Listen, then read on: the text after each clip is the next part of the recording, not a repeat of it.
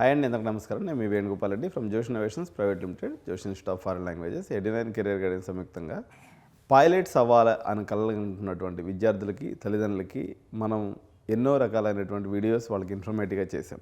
ఈ వీడియోలో ప్రత్యేకంగా కన్వెన్షనల్ పైలట్ ప్రోగ్రామ్కి మరియు క్యాడెట్ పైలట్ ప్రోగ్రామ్కి ఉన్నటువంటి డిఫరెన్సెస్ని మనం ఈ వీడియోలో చూద్దాం.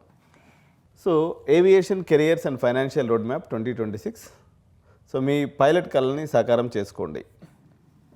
సో 2 పాత్స్ ఉన్నాయండి, 2 డిస్టింక్ట్ పాత్స్ ఫర్ 2026. ఏవియేషన్లో 2 ప్రధానమైనటువంటి మార్గాలు ఉన్నాయి. మీ లక్ష్యం మరియు ఆర్థిక స్తోమత ఆధారంగా మీరు ఏ మార్గాన్నైనా ఎంచుకోవచ్చు. కమర్షియల్ పైలట్ సెల్ఫ్ మేనేజ్డ్ ఉంటుంది ఇది. ఇంకోటి వచ్చేసి క్యాడెట్ పైలట్ ప్రోగ్రామ్, ఇది జాబ్ గ్యారంటీడ్ ప్రోగ్రామ్ అనమాట.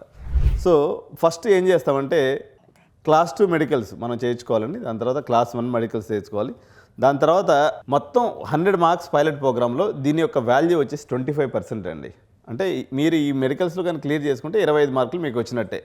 సో ఏదైనా సందర్భంలో మీరు పైలట్ కాకుండా పోయారు అన్నట్లయితే అందులో 20% దీనికి కాంట్రిబ్యూషన్ ఉంటుంది అనమాట. సో మెడికల్ ఒకసారి పాస్ అయిన తర్వాత మీరు ఎప్పుడైనా సరే ఈ పైలట్కి సంబంధించినటువంటి ఫ్లయింగ్ స్టార్ట్ చేస్తే మంచిది.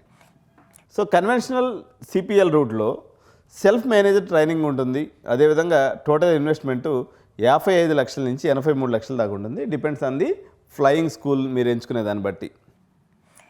సో మీరు ఏ ఫ్లయింగ్ స్కూల్లో చదవాలి అనేది మొత్తం మీ చేతిలో ఉంటుంది. మీరు పెట్టుకున్నటువంటి డబ్బులను బట్టి మీరు ఎంచుకుంటూ ఉంటారనమాట. సో దీంట్లో టైప్ రైటింగ్ కాస్ట్ మీరు సొంతంగా పెట్టుకోవాల్సి ఉంటుంది అనమాట. సో ఈ ఉద్యోగంలో చేరడానికి తప్పనిసరి. ఫస్ట్ ఏం చేస్తాము, గ్రౌండ్ స్కూల్ ఉంటుంది. 1.5 to 1.5 ల్యాక్స్ నుంచి 2.5 ల్యాక్స్ వరకు దీనికి ఖర్చు అనేది ఉంటుంది. తర్వాత ఏం చేస్తాము, ఇప్పుడు దీంట్లోనే మీకు ఈ 5 ల్యాక్స్లో అనుకున్నట్లయితే మీకు హాస్టల్ ఫీజు, అదేవిధంగా మీకు ఎగ్జామ్ ఫీజులు, అదేవిధంగా మెడికల్ టెస్టులు, అదేవిధంగా మీకు కంప్యూటర్ నెంబర్ జనరేట్ చేయడం, ఇవన్నీ ఖర్చులు కలుపుకొని మీకు మ్యాక్సిమంగా 5 ల్యాక్స్ లగ్జూరియస్గా అయితే, లేదనుకుంటే 1.5 నుంచి 3 ల్యాక్స్ మధ్యలోనే అయిపోతుంది.